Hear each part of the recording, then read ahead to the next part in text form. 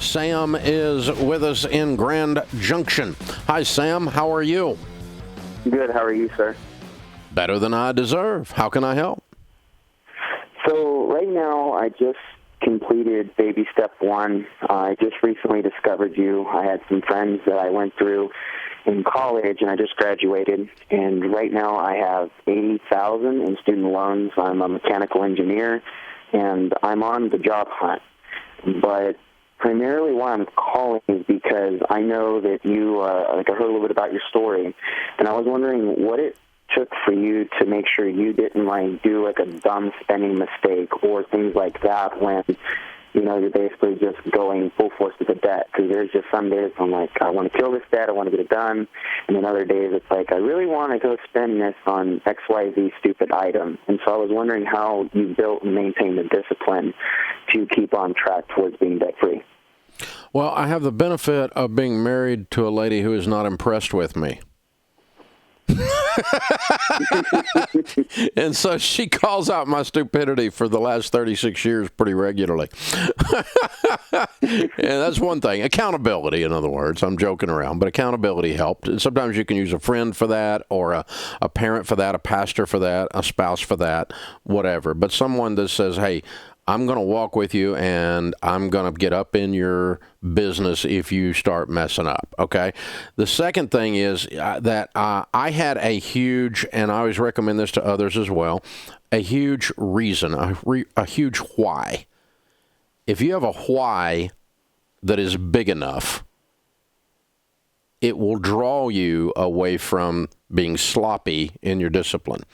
To give you an example of that, if the doctor came in and said, if you don't lose 10 pounds in the next 2 months, you're going to die.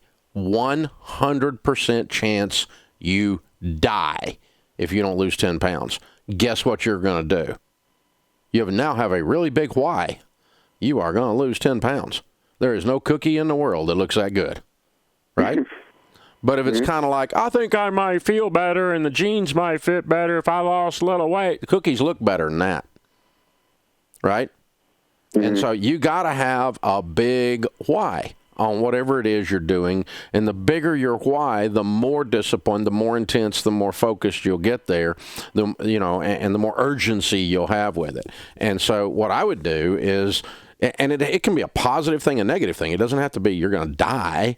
It can just be that that I can see myself being wealthy, and I can see the amount of generosity I could do if I was wealthy, and it breaks my heart to look at this certain group of people that are hurting, and I could help that group of people. God could use me to do that, and so I'm going to pay a price to win just to be able to do that. That's a positive why. Right? It doesn't have to be I'm going to die, right? It doesn't have to be that.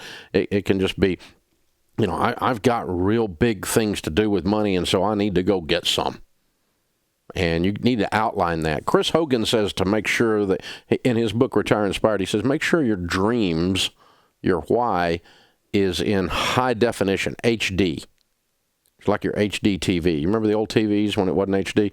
I flipping channels the other day, they changed our cable line up in Nashville, our channels on where they are, and I accidentally landed on some of the old channels. They still got them going out that aren't HD, and I'm like, I can't watch football on that. It's awful. I don't know how we did it back in the Stone Age before we had HD. And so, you got to have HD. Come on. This is 4G maybe, right? 3 def, hologram, what is it? But you just get your dreams really crystal clear. Smell the waves breaking. Smell the salt off the salt water as the waves are breaking on the sand if you're going to do a vacation trip in the Caribbean. Or you're going to own a house there in the Caribbean. And you want to live, you want to be able to go down there and visit, right? So just set that aside. You got to hear it. You got to smell it. You got to feel it. The sun on your face. You got to think about what it's going to be like to be out there fishing as the sun's coming up if you're a fisherman, because we're able to get that bass boat. because you got your finances under control and you've got the time to go do that. Whatever it is you want to do, I don't know. But you gotta, it needs to be crystal clear, HD, your goal, your dream, and that becomes your why. And then have folks come around you and publicly state what your goal is.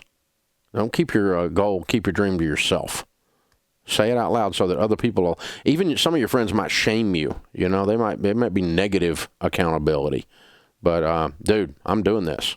And then that, oh, what happened to your deal? You know, that's coming at you if you've said it publicly. But if you've not told anybody, then that's the other thing.